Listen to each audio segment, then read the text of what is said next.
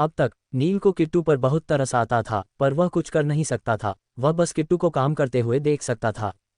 रुद्र ने नील से स्ट्रिक्टली कहा था कि वह किट्टू की हेल्प नहीं करेगा, चाहे वह मर रही हो या किसी परेशानी में हो।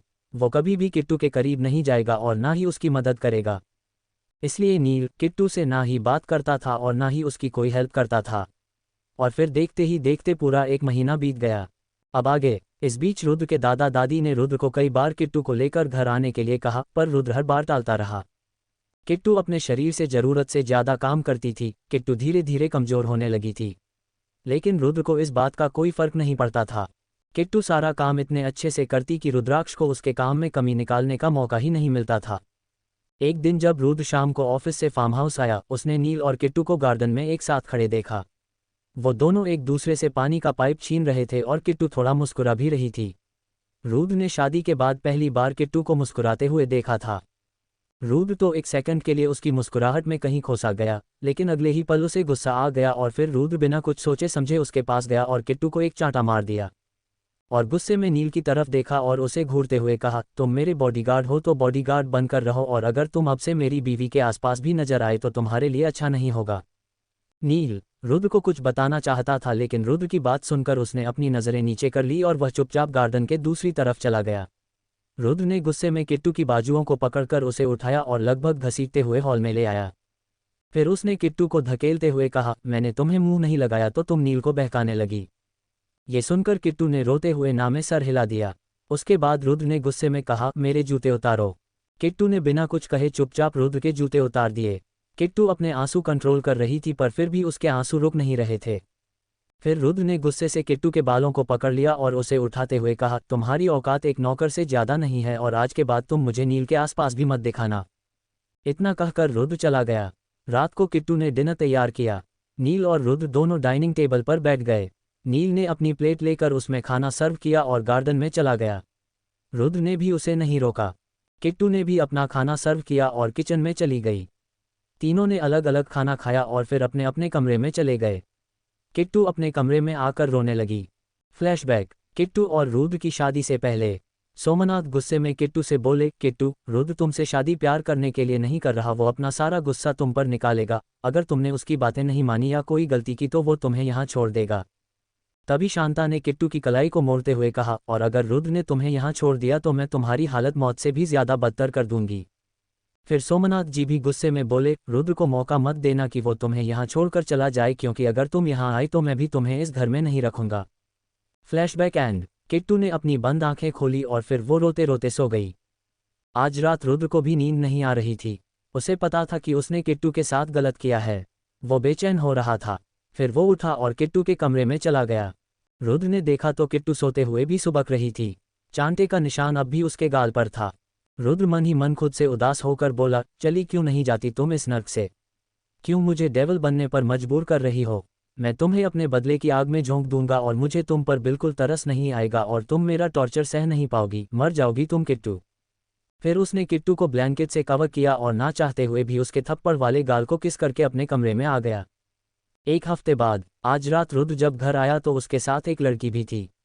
रुद्र उसे कमर से पकड़े हुए था और वो दिखने में बहुत सुंदर थी और उसने वेस्टर्न ड्रेस पहनी हुई थी। रुद्र उसे लेकर घर के अंदर आया और आते ही किट्टू को आवाज़ लगाई, किट्टू, किट्टू, बाहर आओ। किट्टू किचन में काम कर रही थी। वो रुद्र की आवाज़ सुनकर अपने एक हाथ को एक कपड़े से पोंछते हुए बाहर आए। रुद्र ने जानबूझकर किट्टू को जलाने के लिए कहा, किट्टू इनसे मिलो, ये हैं सोनम पटेल, मेरी होने वाली बीवी। तुमसे तलाक लेने के बाद मैं सोनम से शादी करूंगा और आज से ये भी यहीं रहेगी। बेचारी किट्टू को पहले ही परेशानी झेलनी पड़ रही थी और अब रुद्र ने उसके ऊपर एक बड़ा सा पत्थर रख दिया था। किट्टू ने उस लड़की को देखा और फिर रुद्र को देखा। किट्टू की आंखों में आंसू आने लगे, पर उसने अपनी आंखें साफ की और चुपचाप किचन में चली गई। वहीं जब रुद्र अपने कमरे में आया तो उसने गुस्से से अपने हाथ को सीधा मिरर पर दे मारा, जिसकी वजह से उसके हाथ से खून बहने लगा। रुद्र ने टूटे हुए कांच को देखकर गुस्से में कहा, किस मिट्टी की बनी है ये लड़की? इतना टॉर्चर सह रही है, वो भी बिना किसी शिकायत के। किट्टू, अगर तुम इतनी मासूम होकर भी हार नहीं मानोगी तो फिर मैं एक डेविल होकर हार कैसे मान सकता हूँ? आखिर मैं भी देखता हूँ तुम कब तक नहीं टूटती हो। नीचे सोनम पूरे फार्म हाउस को देख रही थी, पर उसकी नज़र बार बार नील पर जा रही थी। नील उसके बिहेवियर से ये तो समझ गया था कि वो लड़की कुछ ठीक नहीं है। रुद्र का ऐसा बिहेवियर देखकर अब क्या करेगी किट्टू? क्या वो चले जाएगी रुद्र को हमेशा के लिए छोड़ के, या सहती रहेगी उसकी टॉर्चर? अधिक जानने के लिए केवल पॉकेट नॉवेल। पिछला भाग। आज रात रुद्र को भी नींद नहीं आ रही थी। उसे पता था कि उसने किट्टू के साथ गलत किया है। वो बेचैन हो रहा था। फिर वो उठा और किट्टू के कमरे में चला गया। रुद्र ने देखा तो किट्टू सोते हुए भी सुबक रही थी। चांटे का निशान अब भी उसके गाल पर था। रुद्र मन ही मन खुद से उदास होकर बोला, चली क्यों नहीं जाती तुम इस नर्क से? क्यों मुझे डेविल बनने पर मजबूर कर रही हो? मैं तुम्हें अपने बदले की आग में झोंक दूंगा और मुझे तुम पर बिल्कुल तरस नहीं आएगा और तुम मेरा टॉर्चर सह नहीं पाओगी, मर जाओगी तुम किट्टू। फिर उसने किट्टू को ब्लैंकेट से कवर किया और ना चाहते हुए भी उसके थप्पड़ वाले गाल को किस करके अपने कमरे में आ गया। एक हफ्ते बाद आज रात रुद्र जब घर आया तो उसके साथ एक लड़की भी थी। रुद्र उसे कमर से पकड़े हुए था और वो दिखने में बहुत सुंदर थी और उसने वेस्टर्न ड्रेस पहनी हुई थी। रुद्र उसे लेकर घर के अंदर आया और आते ही किट्टू को आवाज लगाई, किट्टू किट्टू बाहर आओ। किट्टू किचन में काम कर रही थी। वो रुद्र की आवाज सुनकर अपने एक हाथ को एक कपड़े से पोंछते हुए बाहर आए। रुद्र ने जानबूझकर किट्टू को जलाने के लिए कहा, किट्टू इनसे मिलो, ये हैं सोनम पटेल, मेरी होने वाली बीवी। तुमसे तलाक लेने के बाद मैं सोनम से शादी करूंगा और आज से ये भी यहीं रहेगी। बेचारी किट्टू को पहले ही परेशानी झेलनी पड़ रही थी और अब रुद्र ने उसके ऊपर एक बड़ा सा पत्थर रख दिया था। किट्टू ने उस लड़की को देखा और फिर रुद्र को देखा। किट्टू की आंखों में आंसू आने लगे पर उसने अपनी आंखें साफ की और चुपचाप किचन में चली गई। वहीं जब रुद्र अपने कमरे में आया तो उसने गुस्से से अपने हाथ को सीधा मिरर पर दे मारा, जिसकी वजह से उसके हाथ से खून बहने लगा। रुद्र ने टूटे हुए कांच को देखकर गुस्से में कहा, किस मिट्टी की बनी है ये लड़की? इतना टॉर्चर सह रही है, वो भी बिना किसी शिकायत के। किट्टू, अगर तुम इतनी मासूम होकर भी हार नहीं मानोगी तो फिर मैं एक डेविल होकर हार कैसे मान सकता हूँ? आखिर मैं भी देखता हूँ तुम कब तक नहीं टूटती हो। नीचे सोनम पूरे फार्म हाउस को देख रही थी पर उसकी नज़र बार बार नील पर जा रही थी। नील उसके बिहेवियर से ये तो समझ गया था कि वो लड़की कुछ ठीक नहीं है। अब आगे शाम को जब सोनम और रुद्र डाइनिंग टेबल पर खाना खाने बैठे तभी बाहर से नील और निहाल बातें करते हुए आ गए। रुद्र ने निहाल को देखकर कहा, अरे निहाल तू यहाँ, तू कब आया? निहाल ने कहा, हाँ यार अभी आया हूँ, बहुत दिन हो गए किट्टू भाभी के हाथ का कुछ नहीं खाया है तो सोचा उनसे मिल भी लूँगा और तुम सबके साथ खाना भी खा लूँगा। ये कहकर निहाल डाइनिंग टेबल पर बैठ गया। तभी नील ने अपना खाना सर्व किया और बाहर जाने लगा। निहाल को यह थोड़ा अजीब लगा। निहाल ने नील को रोकते हुए पूछा, तुम बाहर खाना खाओगे? नील ने रुद्र की तरफ देखकर कहा, हाँ क्योंकि मैं रुद्र सर का बॉडीगार्ड हूँ और बॉडीगार्ड को अपनी औकात नहीं भूलनी चाहिए। इतना कहकर वो बाहर चला गया। निहाल ने रुद्र को देखकर कहा, तेरा और उसका झगड़ा हुआ क्या? हद हो गई यार, अब तू अपने गुस्से में नील को भी पीसेगा। तू जानता है ना नील, मैं और तू हम तीनों ही साथ बड़े हुए हैं, फिर भी तू उसके साथ ऐसा कैसे कर सकता है? रुद्र तो निहाल की बात सुनकर भी डाइनिंग टेबल पर वैसे ही बैठा हुआ था जैसे उसने निहाल की बात सुनी ही ना हो। उसने निहाल की बातों पर कोई रिएक्ट नहीं किया। ये देखकर निहाल ने रुद्र की तरफ देखा और ना में गर्दन हिला दी, जैसे वो कहना चाहता हो कि ये नहीं सुधरेगा। फिर वो तीनों खाना खाने लगे। निहाल ने सोनम को देखकर कहा, किट्टू भाभी इनसे मिलो, ये तुम्हारी नंद सोनम है, पटेल साहब की इकलौती बेटी और करोड़ों की मालकिन। इसके बाद निहाल ने भी सोनम को छेड़ते हुए कहा, सोनम इनसे मिलो, ये हैं तुम्हारी किट्टू भाभी और रुद्र की वाइफ। निहाल ये सब बोलकर मुस्कुराने लगा। किट्टू भी निहाल को देखकर मुस्कुराने लगी, लेकिन तभी किट्टू को ये महसूस हुआ कि रुद्र उसे गुस्से से देख रहा है, इसलिए किट्टू फिर से उदास हो गई। रुद्र ने निहाल की तरफ देखकर गुस्से में कहा, निहाल सोनम कोई नंद नहीं है, किट्टू से तलाक लेने के बाद मैं सोनम से शादी करने वाला हूँ। रुद्र बोल तो निहाल को देख कर रहा था लेकिन वह सुना किट्टू को रहा था। निहाल ने जब ये सब सुना तो वो बहुत हैरान हो गया। उसे बिल्कुल भी ये उम्मीद नहीं था कि रुद्र ऐसा भी बोल सकता है। निहाल ने हैरानी से रुद्र की तरफ देखकर कहा, तू पागल हो गया है? अभी तेरी शादी को 3 महीने भी नहीं हुए और तू किट्टू को डाइवोर्स देने वाला है? अबे दादी जान से मार देगी तुझे। रुद्र ने दांत पीसते हुए कहा, हाँ मैं किट्टू को डाइवोर्स देने वाला हूँ और अब मुझे इस बारे में और कोई भी बात नहीं करनी। वहीं ये सब सुनकर किट्टू ने अपना खाना सर्व किया और किचन में चली गई। थोड़ी देर में रुद्र और सोनम खाना खाकर उठे और कमरे की तरफ चल दिए। लेकिन जैसे ही सोनम रुद्र के कमरे में जाने लगी, निहाल चिल्लाकर बोला, तो क्या सुहागरात भी आज ही मनाएगा या तलाक होने तक इंतजार भी करेगा? निहाल ने यह बात बहुत गुस्से में कही थी और रुद्र को तो ये पता भी नहीं था कि सोनम उसके पीछे पीछे उसके कमरे में आ रही है। सोनम को अपने पीछे देखकर रुद्र रुक गया और पलटकर सोनम से गुस्से में कहा, सोनम तुम मेरे कमरे में क्यों आ रही हो? सोनम ने कहा, रुद्र हम दोनों शादी करने वाले हैं और मुझे कोई प्रॉब्लम नहीं है तुम्हारे साथ बेड शेयर करने में। ये सुनकर रुद्र गुस्से में बोला, लेकिन मुझे प्रॉब्लम है, तुम दूसरे कमरे में रहोगी, यहाँ नहीं, जाओ यहाँ से। ये सुनकर सोनम अपने पैर पटकते हुए वहां से चली गई। वहीं रुद्र की ऐसी हरकत से निहाल अब भी उससे गुस्सा था। उसने किट्टू को देखा जो किचन को साफ कर रही थी। निहाल किट्टू के पास गया और उससे बोला, किट्टू भाभी तुम ये सब देख कैसे रही हो? कम से कम रुद्र से पूछो तो सही कि वो तुम्हें तलाक क्यों देना चाहता है। अपने सवालों के जवाब पूछना तुम्हारा हक है। लेकिन किट्टू तो जैसे निहाल की बात सुन ही नहीं रही थी। वह चुपचाप अपना काम करती रही। निहाल ने फिर से किट्टू कहा, किट्टू भाभी एक बार मेरी तरफ देखो तो सही। किट्टू ने अपनी आंखें उठाकर निहाल को देखा तो उसकी आंखों में बेशुमार आंसू थे। निहाल किट्टू को इस हालत में देखकर कुछ नहीं बोल पाया और चुपचाप वहां से चला गया। निहाल गुस्से में सीधा गार्डन में गया। वहां जाकर खड़ा होकर सोचने लगा, जो मेरी नहीं मानता, दादी की नहीं मानता, दादू की नहीं मानता, वो इस मासूम से बच्ची की क्या ही मानेगा। अब और क्या करने वाला है रुद्र किट्टू के साथ? अधिक जानने के लिए केवल पॉकेट नॉवेल पर। पिछला भाग। किट्टू तो जैसे निहाल की बात सुन ही नहीं रही थी। वो चुपचाप अपना काम करती रही। निहाल ने फिर से किट्टू कहा, किट्टू भाभी एक बार मेरी तरफ देखो तो सही।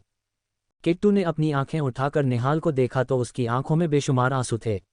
निहाल किट्टू को इस हालत में देखकर कुछ नहीं बोल पाया और चुपचाप वहां से चला गया। वहां जाकर खड़ा होकर सोचने लगा, जो मेरी नहीं मानता, दादी की नहीं मानता, दादू की नहीं मानता, वो इस मासूम से बच्ची की क्या ही मानेगा। अब आगे। निहाल जब गार्डन में आया तो उसकी नज़र नील पर गई, जो गार्डन में लगे हुए एक झूले पर बैठा था। निहाल भी आया और नील के पास आकर बैठ गया।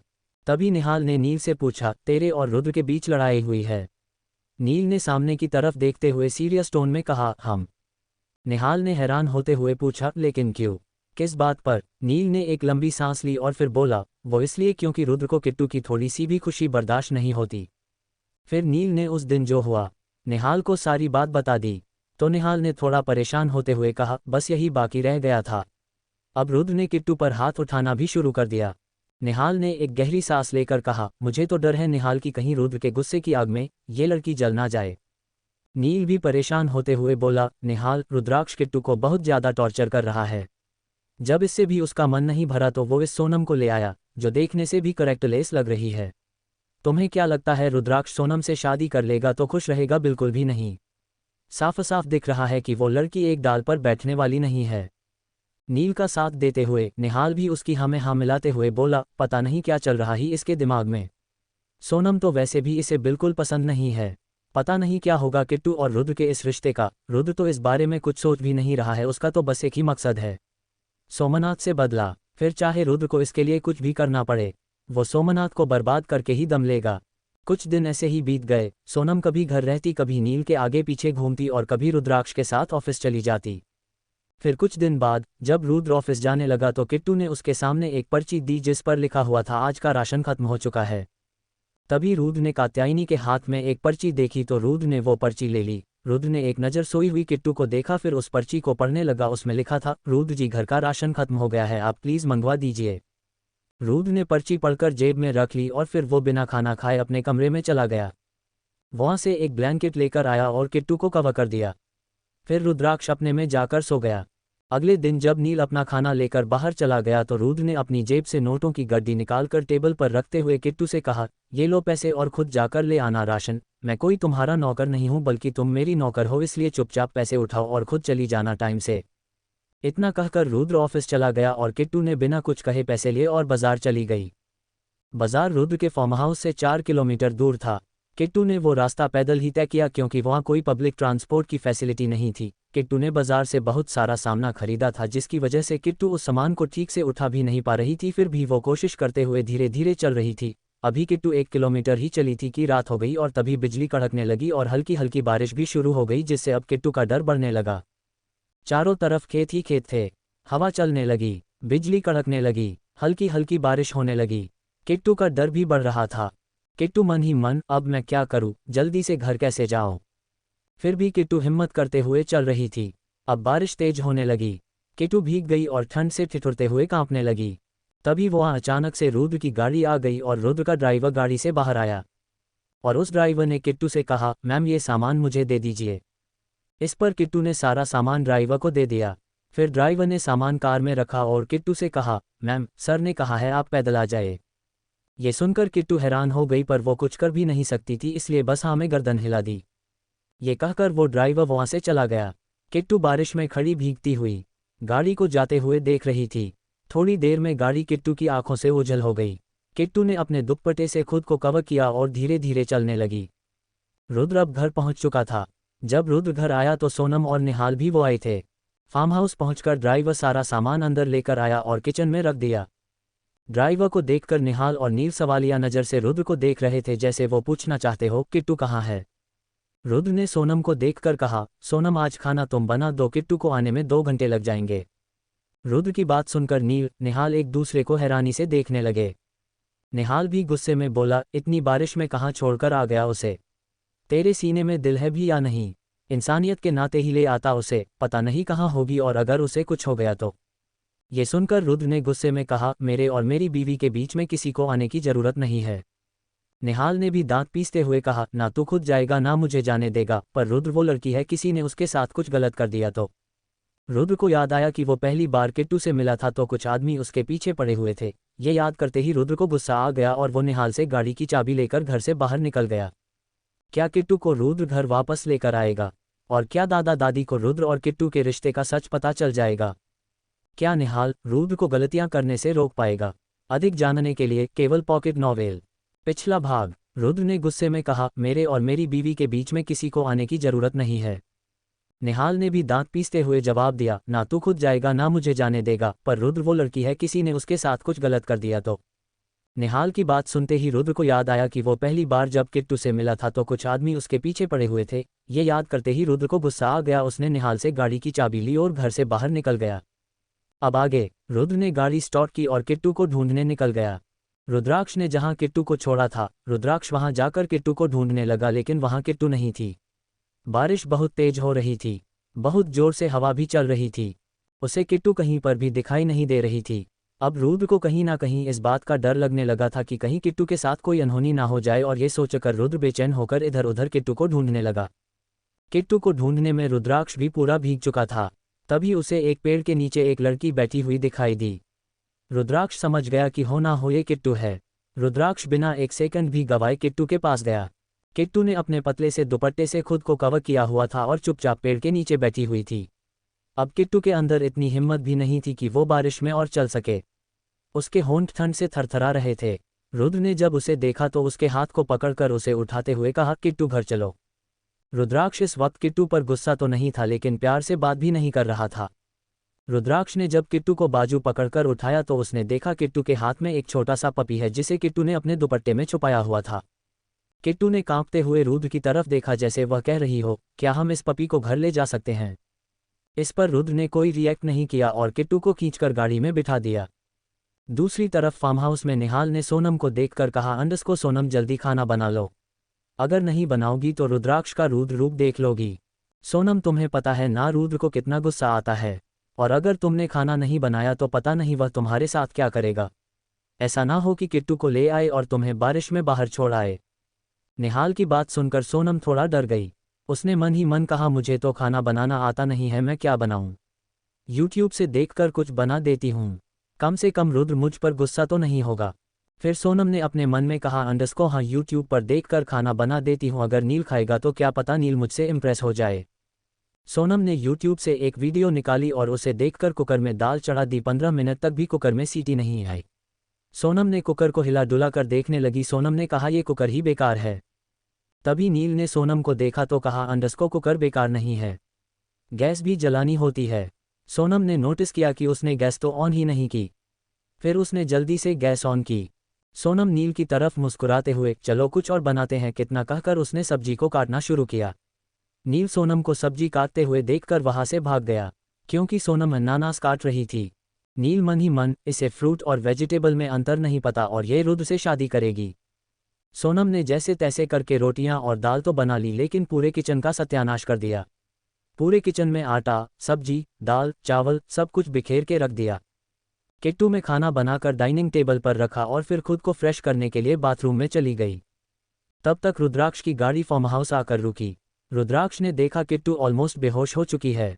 रुद्राक्ष किट्टू को बाहों में उठाया और अपने कमरे में जाकर लेटा दिया। गाड़ी से वो छोटा पपी भी उतर गया और रुद्र किट्टू के पीछे पीछे हाल में आ गया। नील ने उसे उठा लिया। रुद्राक्ष जब किट्टू को गोदी में उठाकर अंदर आ रहा था तो नील और निहाल ने तो देखा था, लेकिन सोनम वॉशरूम में थी, उसने रुद्राक्ष को आते हुए नहीं देखा। रुद्राक्ष नीचे आया और वॉचमैन के पास जाकर बोला, अंडस्को तुम जल्दी से जाओ और अपनी वाइफ को बुला लाओ, वह किट्टू के कपड़े चेंज कर देगी। किट्टू बहुत देर से भीग रही थी, उसे ठंड लग जाएगी। वॉचमैन को थोड़ी हैरानी तो हुई, लेकिन रुद्राक्ष का ऑर्डर था इसलिए वह जल्दी से अपने घर जाकर अपनी बीवी को बुला लाया। फार्म हाउस के पीछे वाले हिस्से में वॉचमैन और उसकी बीवी रहते थे। वॉचमैन की बीवी मालती जब किट्टू के कपड़े चेंज कर रही थी तो उसने किट्टू की कमर पर एक बड़ा सा जला हुआ निशान देखा, जिसे देखकर मालती को दुख हुआ। उसने मन ही मन कहा, अंडस्को मालिक कितने बुरे हैं, अपनी बीवी को कोई ऐसे जलाता है। घर का सारा काम तो करती है मालकिन, फिर भी मालिक का मन नहीं भरता, इतनी नाजुक सी बच्ची को जला भी दिया। पता नहीं भगवान कहाँ सो रहे हैं जो इस मासूम सी बच्ची को मालिक इतना इतना दर्द दे रहे हैं। वॉचमैन की बीवी मालती ने किट्टू की कपड़े चेंज किए और उसे अच्छे से ब्लैंकेट में कवर कर दिया। मालती नीचे आए और उसने रुद्राक्ष की तरफ देखकर हाथ जोड़कर कहा, अंडस्को मालिक अब हम जाएं। रुद्राक्ष ने हाँ में गर्दन हिला दी।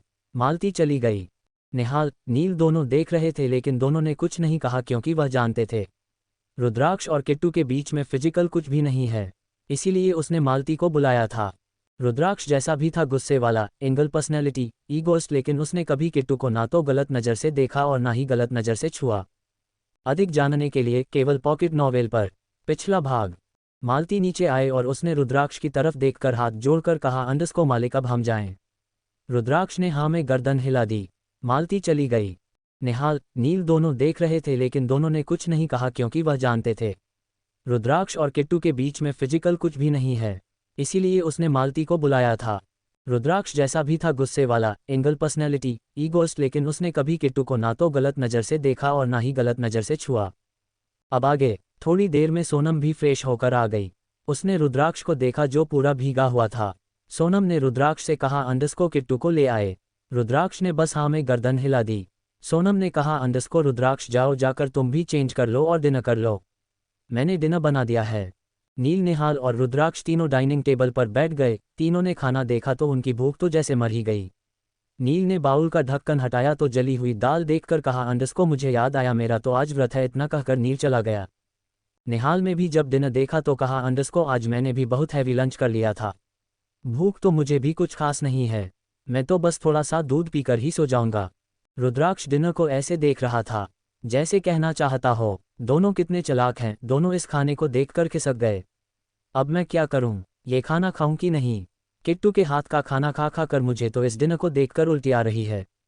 अगर नहीं खाऊंगा तो नील और निहाल दोनों मेरा मजाक बनाएंगे और अगर खा लूंगा तो ये गले से नीचे उतरेगा ही नहीं। रुद्राक्ष ने भी अपने गुस्से का सहारा लेते हुए चम्मच को टेबल पर मारते हुए कहा, अंडस्को मुझे भूख नहीं है, और चुपचाप स्टडी रूम में चला गया। अब सोनम को गुस्सा आ गया, जब भूख नहीं थी तो मुझे खाना बनाने के लिए कहा क्यों? मैंने इतनी मेहनत से खाना बनाया और ये तीनों बहाने मारकर चले गए। मुझे क्या, रहो भूखे, मैं तो खाना खाऊंगी, आखिर मैंने पहली बार खाना बनाया है। ये कहकर सोनम ने जैसे ही एक निवाला अपने मुंह में डाला उसे तभी के तभी उल्टी हो गई। अब बारिश भी रुक गई थी। नील गार्डन में गया और उसने वहां बोनफायर का अरेंजमेंट कर लिया। फिर चेयर डालकर वहीं बैठ गया और अपने हाथ सेकने लगा। तभी वहां निहाल भी आ गया। नील ने मुस्कुराकर निहाल को देखकर कहा, अंडस्को क्या हुआ, सोनम मैडम का खाना पसंद नहीं आया? निहाल ने कहा, अंडस्को ऐसा खाना खाने से अच्छा इंसान जहर खा ले। दोनों हंसने लगे। निहाल ने कहा, अब सोनम मैडम का खाना तो रुद्र ही खा सकता है। निहाल भी नील के पास बैठ गया। दोनों बातें करने लगे। नील ने कहा, अंडस्को जो भी हो निहाल, भूख तो लग रही है और सोनम का बनाया हुआ खाना खाने की हिम्मत नहीं है, अब क्या करें? निहाल ने कहा, अंडस्को भाई तू यहाँ रहता है, तुझे पता होगा खाने का अरेंजमेंट कैसे करना है। मुझे क्या पता? नील ने कहा, अंडस्को बियर पिएगा? निहाल, अंडस्को पी लूंगा, कुछ खाने के लिए भी ले आ। नील उठा और अपने कमरे में चला गया। वहां जाकर उसने कुछ बियर की बोतल ली। फिर नील किचन में गया, वहां जाकर उसने पनीर लिया और कुछ सब्जियां ली और वापस गार्डन में आ गया। नील ने एक बोतल निहाल को दी और बोनफायर पर ही पनीर टिक्का बनाने लगा। फिर उसने पनीर टिक्का बनाकर निहाल को पास किया। निहाल ने बियर और पनीर देखकर कहा, अब आ गया मजा। नील, एक बात माननी पड़ेगी, तू मेरा और रुद्राक्ष का बिल्कुल बड़े भाई की तरह ध्यान रखता है।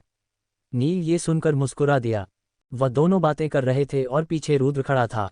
रुद्र उन दोनों को देख रहा था, लेकिन रुद्र की हिम्मत नहीं थी कि उन दोनों के पास चला जाए। रुद्र ने उन्हें देखा और वापस जाने लगा। तभी निहाल ने आवाज लगाई, आजा तू भी आजा, अब क्या हमसे दुश्मनी हो गई? जो हमारे पास आता ही नहीं है। आजा, कुछ नहीं कहेंगे किट्टू के बारे में। रुद्र भी उन दोनों के पास जाकर बैठ गया। नील ने रुद्र को भी एक बोतल और पनीर टिक्का पास किया। रुद्र ने बियर और पनीर ले लिया। निहाल नहीं चढ़ाते हुए कहा, अंडस्को क्या हुआ, तूने भी सोनम के हाथ का खाना नहीं खाया? रुद्र ने ना गर्दन हिला दी। नील को इस बात पर हंसी आ गई और वह जोर जोर से हंसने लगा। नील को हंसता हुआ देखकर निहाल भी हंसने लगा। उन दोनों को हंसता हुआ देखकर रुद्राक्ष के चेहरे पर बस एक हल्की सी मुस्कान आ गई जो बहुत दिनों बाद आई थी। तीनों बैठकर बातें करने लगे, तीनों खुश थे। सोनम उन तीनों को देखकर अंदर ही अंदर जल बुन रही थी। उसे रुद्र पर बहुत गुस्सा आ रहा था। उसने खुद से कहा, अंडस्को रुद्र खुद को समझता क्या है? जब इसे खाना खाना ही नहीं था तो इसने मुझसे बनवाया क्यों? मैं कोई इसकी नौकर हूँ? मेरे पापा ने मेरे पीछे 10 नौकर छोड़ रखे हैं और मैंने इसके कहने पर खाना बनाया और ये तीनों मेरा की मजाक बना रहे हैं। देख लूंगी तीनों को। ये बात बोलकर सोनम पैर पटक कर वहां से चली गई। तीनों बात कर रहे थे, तभी निहाल ने रुद्र की तरफ देखकर कहा, अंडस्को कल अवनी आ रही है। ये बात सुनकर नील का चेहरा उतर गया। नील का उतरा हुआ चेहरा रुद्र और निहाल दोनों ने नोटिस किया। अवनी निहाल की छोटी बहन थी जो कनाडा में अपने पेरेंट्स के पास रहती थी। निहाल का ज़्यादा बिजनेस इंडिया में था, इसलिए निहाल इंडिया में रहता था। अवनी भी पहले इंडिया में अपने भाई निहाल के साथ रहती थी, पर 2 साल पहले वो कनाडा वापस चली गई थी। अधिक जानने के लिए केवल पॉकेट नॉवेल पर